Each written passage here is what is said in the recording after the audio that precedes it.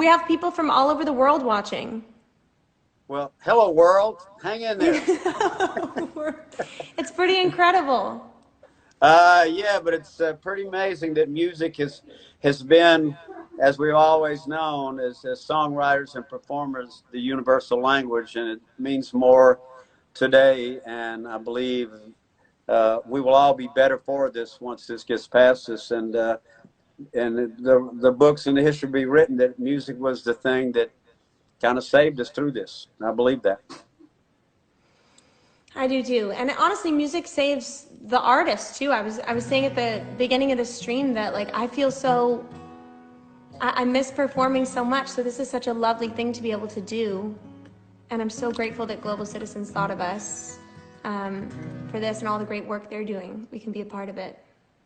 Yeah, we're all sitting here ready to go to work, so everybody knows that. And we started last night, Carolina. We started the Cabin Fever virtual tour on Margaritaville TV. Yeah, can you tell everyone about this? Because this is so exciting. Well, we did it as in the wintertime just to check it out because, you know, a lot of people can't get out in the winter.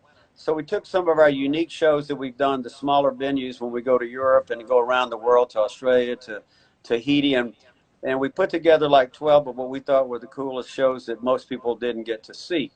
So we tested them in the winter, and on a usually a Saturday night is a night to go out, but when it's winter, we were seeing how many people would watch, and we averaged anywhere from 38 to 40,000 people on a Saturday night tuned in. So when this whole corona crisis came around and it was obvious people were shut in and couldn't go out, we decided to put a Cabin Fever virtual tour together from a song line from one of my songs. And we started last night, and we had almost 100,000 people watching. Woo! And and we did the first show, which was the set list show from Key West, Florida, where at one time I had the fans write set lists, and we drew names, and 200 people got to come to Key West and see it. So we started with that one, and I was looking last night at our set that you were so gracious to do with us when we did the hurricane benefit in Tallahassee, and we were talking today about that was such a moving show with all the great other artists there, with you know, with Kenny Chesney and Jake Owens and Toby Keith and Toby I mentioned, yeah. And a couple others, and so but the emotion of it was fun for me to see a crowd again when I watched that, because I'm missing my crowds as much as they're missing me. I'm sure.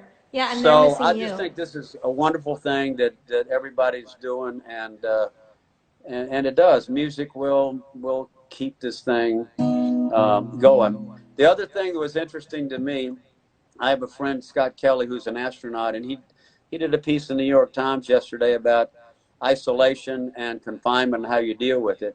And this is a guy who set the world's record for being on the International Space Station for over 300 days, and he couldn't go outside. So was he with anyone else?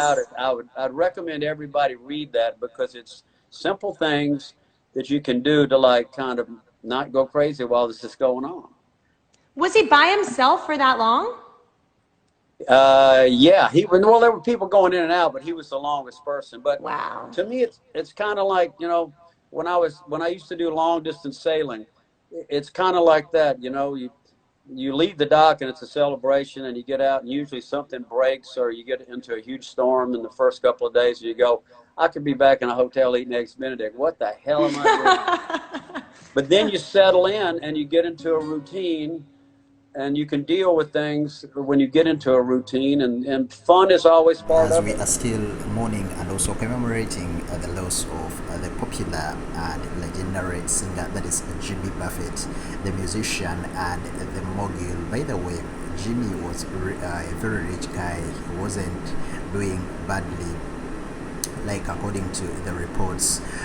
We are still mourning, commemorating, and also paying tributes to his life ever since he passed on just a few days ago. So the singer and songwriter, we all know he actually became so popular as a result of his hit song known as Margaritaville that became popular in the 70s, 80s, and of course recently in the early 2000s, ever since the internet exploded. So the singer died at the age of 76. So we are still mourning and also trying to remember his memories. He's been regarded as one of those most talented artists because he had lots and lots of skills. He was good on the instruments, he was a songwriter, he was a singer, and by the way, his catalog not only includes Margaritaville but also a couple of other songs. You can check out his music via various music streaming platforms. So recently, actually, before he passed on, he had been forced to reschedule a concert that was supposed, I think, to take place in May.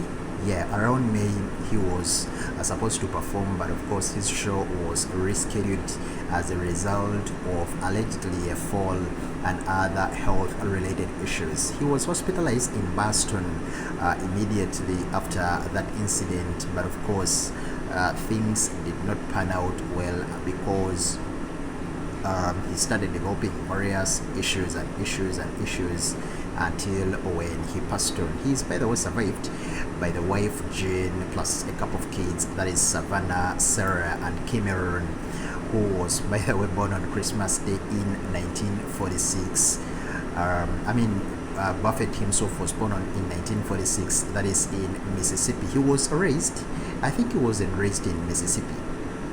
He grew up in Alabama because I remember in one of the interviews he said he always loved Mississippi, but he partially was raised in Alabama, and later that's where he actually developed his love for music within that area. So I remember in an interview he held with Entertainment Weekly, that was I think in 2018, he said that initially his music he wasn't really the most talented young lad you could meet, but of course as he grew up he became closer and closer to the music, and that's when actually he started developing his talent to that extreme level he was at by the time he passed on. So he had a couple of albums, the likes of Latitudes, Changes and Attitudes, where that popular Margaritaville song actually is, and a couple of other albums that actually sold out. He was even inducted, I remember, in the Grammy Hall of Fame. That was in 2016, and that is actually one of the things Buffett really cherished and really loved because it warmed him and even made him more popular to the young generation, most especially the Generation Z. So in this moment in time, as we are still waiting for the funeral, memorial and celebration of life service details to be released by the family, we will continue praying for them, praying for the fans, and of course as we are winding up, we will all say is rest in power the king, that is Jimmy Buffett.